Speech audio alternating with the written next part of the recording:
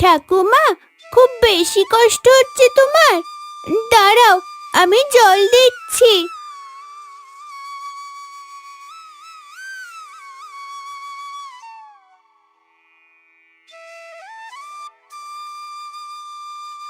যাক, অবশেষে তোমার কাশিটা কম হলো। খুব কষ্ট হচ্ছিল, তাই না? আচ্ছা, আমি তোমাকে খাবার খাইয়ে দিচ্ছি। তারপর বাবাকে বলবো তোমার জন্য ওষুধ আনতে। বাড়িতে চাল ডাল ফুরিয়েছে, আমার ওষুধ কিনতে যে কত বাজার করতে পারছে না তোর বাবা। আমি এমনিতেই বাঁচবো না, আমার আর ওষুধ কিনতে হবে না দিদি ভাই। আমি মাকে ছোটবেলায় হারিয়েছি ঠাকুমা। মায়ের আদর কেমন হয় সেটা জানি না। আমি তোমাকে হারাতে চাই না। তোমার কিছু হলে আমাকে এত ভালোবাসবে কে? কাঁদিস না দিদি ভাই, বিধাতা ঠিক একটা ব্যবস্থা করে দেবেন। তুমি এখানে বসো, আমি বাবার কাছ থেকে আসি।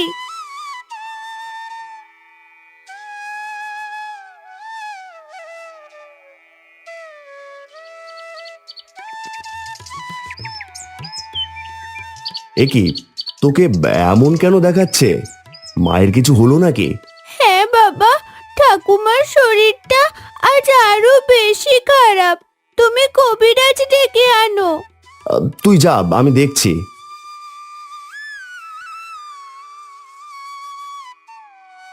আমি তোমার সাথে যাব, তবে এবার বিলটা সাথে সাথেই দিতে হবে। তোমাকে বাকিতে ওষুধ দিলে টাকা শোধ দিতে চাও না। ঠিক আছে কবিরাজ মশাই, আপনি চলুন তাড়াতাড়ি।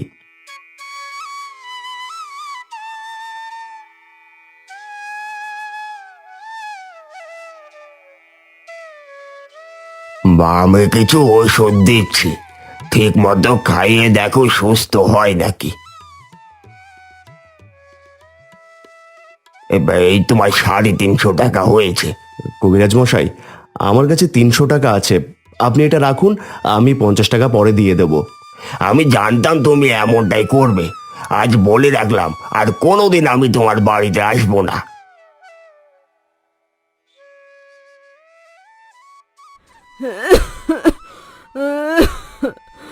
বাবা, আমার জন্য তোদের কষ্ট করতে হবে না, আমি বেশি দিন বাঁচবো না রে বাবা। তোমার কিছু হলে আমার মা মরাটাকে কে দেখবে বলো? তুমি এমন কথা বলো না। তা আমি যত কষ্ট করে হোক টাকার জোগাড় করে তোমাকে শহরে নিয়ে যাব মা। বাবা, আমিও তোমাকে সাহায্য করব। আমি মাঠে যাচ্ছি ধান কাটতে, সেই কখন এসেছি। ঠিক আছে, যা।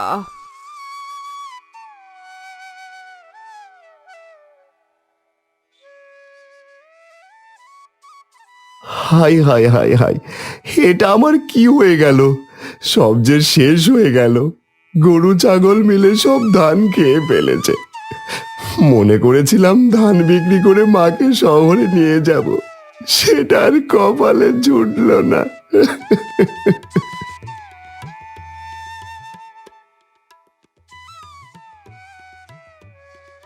ঠাকুমা ঘুমাচ্ছে, আমি সবজিগুলো তুলে রাখি। বাবা বাড়ি আসলে বিক্রি করতে যেতে বলবো। বাড়িতে যে চাল নেই, ঠাকুমাকে কি রেঁধে দেব? এই রে, সব সবজি গাছ তো মারা গেছে। কত আশা করেছিলাম, এখন বাবা কি দিয়ে চাল কিনবে? বিধাতা, তুমি কেন করছো এমন আমাদের সাথে? কি আর করা যায় দেখি, টিয়াদের বাড়িতে যাই, কোনো কাজ আছে নাকি। বলছি, তুই এই অসময়ে আমাদের বাড়িতে কেন? টিয়া এখন খেলবে না, ঘুমাবে। তুই এখন আসতে পারিস মীরা। আসলে চাচি, বাড়িতে চাল শেষ, ঠাকুমার শরীরও দিন দিন খারাপ হচ্ছে, টাকা জোগাড় করার চেষ্টা করছে বাবা। জোগাড় হলেই শহরে নিয়ে যাব চিকিৎসার জন্য। এগুলো আমাকে কেন বলছিস শুনি মেয়ে? আচ্ছা চাচি, তোমাদের বাড়িতে কি কোনো কাজ আছে? আমি তোমার সব কাজ করে দেব, বিনিময়ে অল্প কিছু টাকা দিও। আরে ওই বুড়ি মরলে তো বেঁচে যাবে, কেমন জ্বালায় সারাদিন বুড়িটা। তোর জায়গায় আমি থাকলে ওই বুড়িকে কবে বালিশ চাপা দিয়ে মেরে ফেলতাম। আর তুই কি না? একদম বাজে কথা বলবি না টিয়া। ঠাকুমা আমার হৃৎপিণ্ড, আর হৃৎপিণ্ডের কিছু হলে কি মানুষ বাঁচে? তোর ঢং দেখলে শরীরটা চলে যায়। মা, যদি কাজ থাকে তবে মীরাকে দাও, বেচারা অনেক কষ্টে আছে। কারো দুঃখ দেখে হাসতে নেই, এতে বিধাতা রেগে যান। আর আমরা গরিব, তাই অপমান করছিস। ভুলে যাস না, তোরাও একদিন আমাদের মতো গরিব ছিলি। এই, তোকে এত কথা বলতে কে বলেছে রে? আগে আমাদের মতো হ, তারপর বলিস। এগুলো পরিষ্কার করে এরপর থালা বাসন পরিষ্কার করবি। শোন, একটু ময়লা থাকলে কিন্তু খবর আছে। না না, আমি সুন্দর করে সব কাজ করব।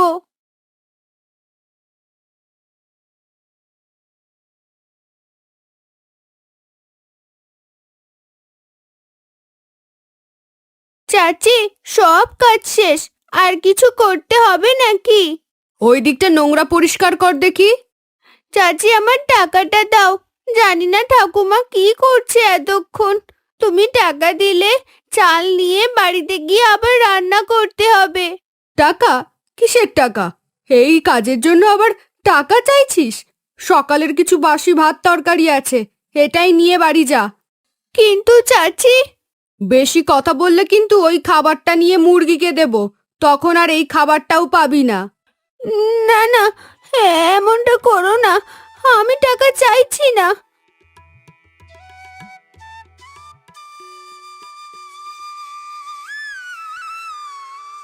বিধাতা, তুমি কেন আমাদের এমন জীবন দিলে? না পারি ঠিক মতো একবেলা খেতে, না পারছি ঠাকুমাকে ওষুধ খাওয়াতে। ঠাকুমার কিছু হলে যে আমি সব হারিয়ে ফেলবো। তুমি ঠাকুমাকে সুস্থ করে দাও।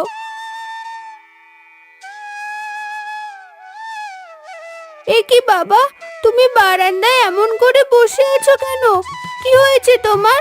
শরীর খারাপ নাকি? না রে মা, সব শেষ হয়ে গেল রে। মনে করেছিলাম ধান বিক্রি করে মাকে ভালো ডাক্তারের কাছে নিয়ে যাব, কিন্তু সেটার কপালে জুটলো কই। কি হয়েছে বাবা, বলো তো শুনি। আমি মাঠে গিয়ে দেখি ছাগল আর গরুতে মিলে সব ধান খেয়ে ফেলেছে। মরে গেলাম, চলে গেল সব শরীর। জল জল কে আছিস?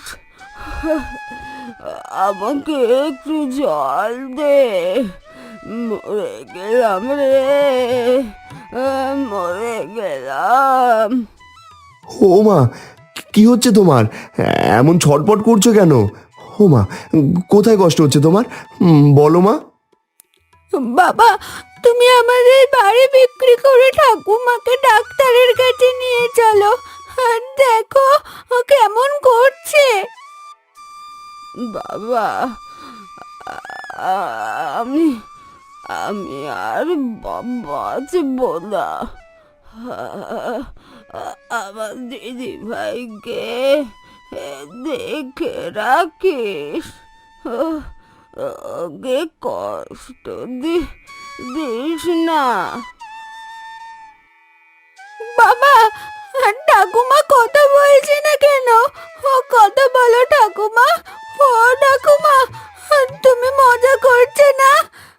মা, ও মা, তুমি আমাদের কার কাছে রেখে গেলে? কে দেখবে তোমার আদরের নাতনিকে? মীরা ও পলাশের কান্না দেখে গ্রামের মানুষ তাদের বাড়িতে আসে। এরপর সবাই মীরা ও পলাশকে নানাভাবে সান্ত্বনা দেয়। কিছুক্ষণের ভিতর গ্রামের সবাই মিলে বুড়ির সমাধি দেয়। কেটে যায় বেশ কিছুদিন। ঠাকুমা, তুমি আমাকে একা ফেলে কেন চলে গেলে? আমি কার কাছে থাকবো? বাবা যে সারা দিন তার কাজ নিয়েই ব্যস্ত। কে আমাকে তোমার মতো আদর করে খাইয়ে দেবে? তুমি কখনো আমার গায়ে আঁচড় লাগতে দাওনি। আমার সোনা দিদি ভাই, একটু খেয়ে নে, না হলে যে শরীর খারাপ করবে। আমি যে একটু আগেই খেলাম, আমি খাবো না। আরে, আমাদের লাউ গাছ গরুতে খাচ্ছে, দাঁড়াও আমি তাড়িয়ে দিই।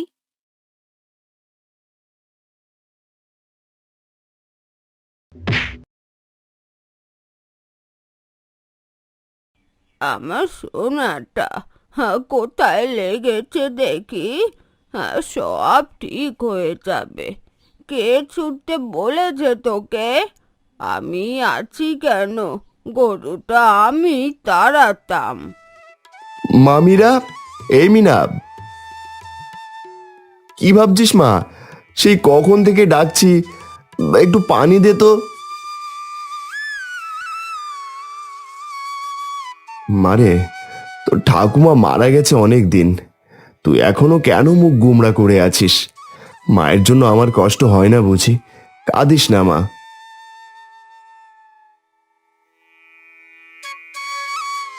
ছোট মানুষ তো, একটু ঝড় গিয়েছে। ছোট থাকতে মাকে হারিয়ে ঠাকুমার কাছে বড় হয়েছে, এখন সেও চলে গেছে। মেয়েটার একা থাকতে থাকতে কিছু যেন না হয়। কথাটা ভাবি মিথ্যে বলেনি ভাই। তুমি বরং একটা বিয়ে করো, না হলে মেয়েটাকে কে দেখবে? এতে মীরা কথা বলার লোক পাবে, তোমার সংসারও ভালো থাকবে। বিয়ে করা কি ঠিক হবে? তাছাড়া এই গরিবকে কে বিয়ে করবে? পাশের গ্রামে রহিম চাচার মেয়ে আছে, শুনেছি তারও একটা মেয়ে আছে। দেখবে সে তোমার মেয়েকে আগলে রাখবে। ঠিক আছে, আমি তবে আমার মেয়ের জন্য বিয়ে করব। এতে যদি মেয়েটা মায়ের ভালোবাসা পায়, আমি যোগাযোগ করিয়ে দেব, বিনিময়ে কিছু টাকা। এবার এই সংসারে আগুন জ্বলবে, আর এটাই তো চাই আমি।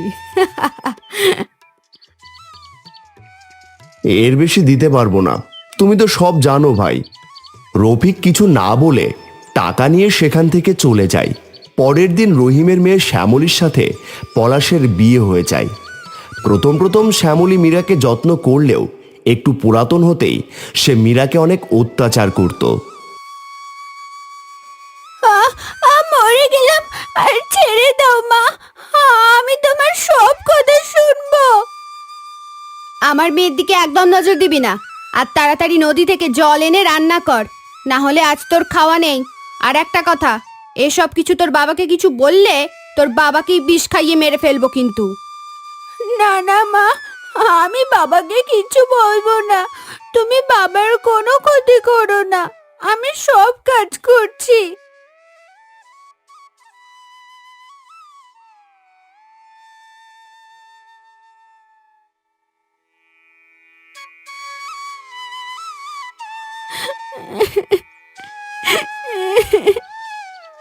ঠাকুমা, তুমি কেন আমাকে একা ফেলে চলে গেলে?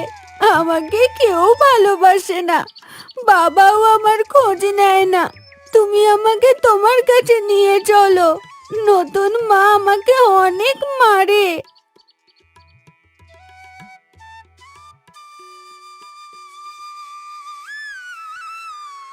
এই বজ্জাত মেয়ে, তুই আমার মেয়ের কাপড় ছিলি কেমন করে? আহ চুল ছাড়ো মা, লাগছে। বিশ্বাস করো, আমি কাপড় কেন ছিঁড়বো? ছেড়ে দাও। হারামজাদি, তুমি এখানে? হ্যাঁ, আমি এখানে। তার মানে কিছুক্ষণ আগে আমার মেয়ে যা বলেছে তা মিথ্যে নয়? এমন অত্যাচার করো তুমি আমার মেয়ের ওপর? বেরিয়ে যাও আমার বাড়ি থেকে। বাবা, তুমি আমার মাকে মারছো কেন? দিদি কাজ করে না, তাই তো মা মারে। চুপ! এই মেয়েকে আমার কাজের মেয়ের লোক যে সব কাজ সে করবে? আর তোমাকে বলি, আমি কি তোমার মেয়েকে আমার মেয়ের থেকে কম ভালোবাসি? বরং বেশি ভালোবাসি। আর তুমি কিনা আমার মেয়ের সাথে, ছি ছি ছি ছি, বেরিয়ে যাও। মা, তুমি কেন চলে গেলে? দেখো তোমার আদরের নাতনি কত কষ্ট পাচ্ছে। ন্যাকামো দেখে বাঁচি না। একবার সব ঠিক হতে দে, তারপর মীরাকে দেখাবো মজা। আমাকে হাতে পায়ে ধরে ক্ষমা চাইতে হবে এখন ওনার। তুমি এখন এখানে দাঁড়িয়ে আছো? চলে যাও, চলে যাও আমার বাড়ি থেকে। কোনো জায়গা তোমার নেই এই বাড়িতে। ভুল করেছি, হ্যাঁ এবারের মতো ক্ষমা করো। আমি মীরাকে আর কষ্ট দেব না, আর নিজের মেয়ের মতোই আগলে রাখবো। আমি আর তোমাকে বিশ্বাস করি না। মেয়েটার হাতটা পুড়িয়ে কি করেছো? এমন মানুষ হতে পারে? তুমি আমার বাড়ি থাকলে হয়তো আমার মায়ের মতো আমার মেয়েকেও হারাতো। তার থেকে আমি আমার মেয়েকে নিয়েই থাকবো। পলাশ শ্যামলীকে বাড়ি থেকে বের করে দেয়। কোনো উপায় না পেয়ে শ্যামলী তার ব্যাগ গুছিয়ে মেয়েকে নিয়ে বাপের বাড়ি চলে যায়।